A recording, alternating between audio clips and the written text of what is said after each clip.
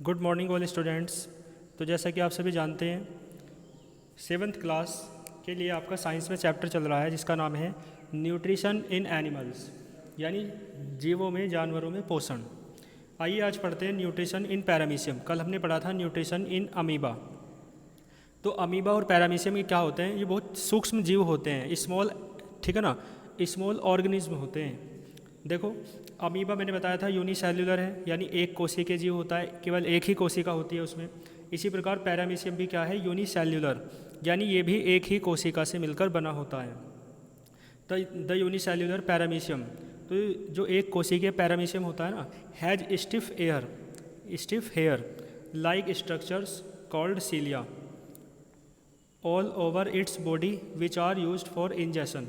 तो जो पैरामीशियम होता है, हैज माने रखता है, स्टिफ हेयर कठोर हेयर के जैसी, यानी बालों के जैसी क्या स्ट्रक्चर से संरचना, कॉल्ड सीलिया, जिसे आप क्या कहते हैं? सीलिया कहते हैं। यानी पैरामीशियम के पूरे शरीर पर कठोर बालों की तरह संरचना होती है, बनावट होती है, जिसे आप सीलिया कहते हैं। ऑल ओवर इट्स बॉडी, पूरे शरीर पर, which are used for injection. Injection आप समझते हैं, मैंने पढ़ाया था आपको, भोजन को ग्रहण करने को इंजेक्शन कहते हैं। तो जो किसके लिए यूज होते हैं? यानी जो कठोर बालों की जैसी संरचना है ना, ये इंजेक्शन यानी भोजन को ग्रहण करने के लिए यूज होते हैं। The constant movement of सीलिया pushes the food particles into its mouth like structures.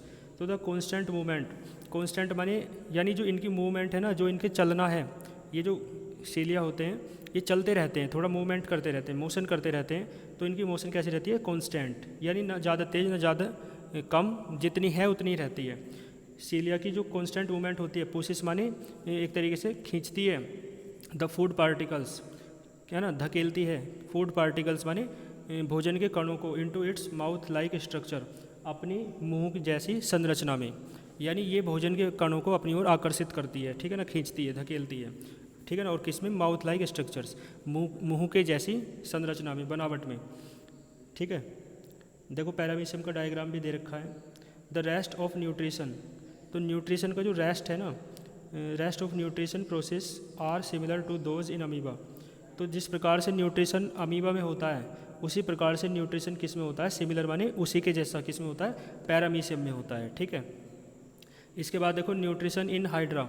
Hydra में न्यूट्रिशन, देखो आप देख सकते हो पैरामीशियम का डायग्राम, पूरे शरीर पे कांटे कांटे से हैं, इन्हीं के आप क्या कहते हैं? सीलिया कहते हैं, कठोर बालों की जैसे संरचना है।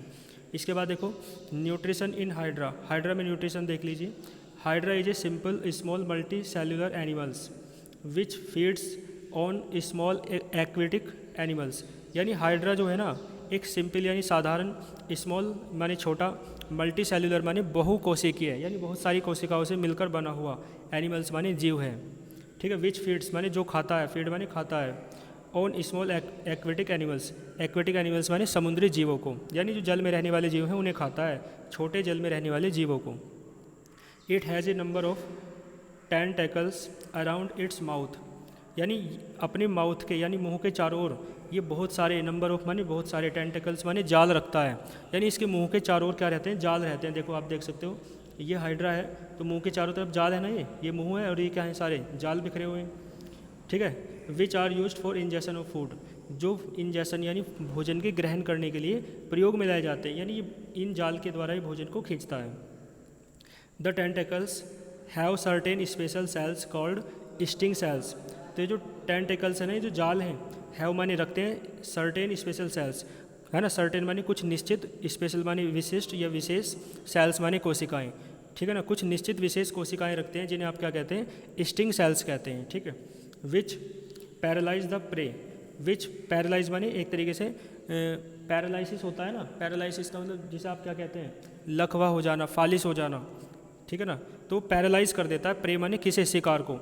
यानी ये जो जाल है ना, जब जाल में बंध जाता है शिकार, तो उसे इस तरीके से कर देता है कि वो पैरालाइज्ड हो जाता है शिकार, है ना, तो फिर वो कुछ नहीं कर पाएगा, उसके सब कुछ अंग काम नहीं करेंगे। Which is then easily pushed through the mouth into the body cavity.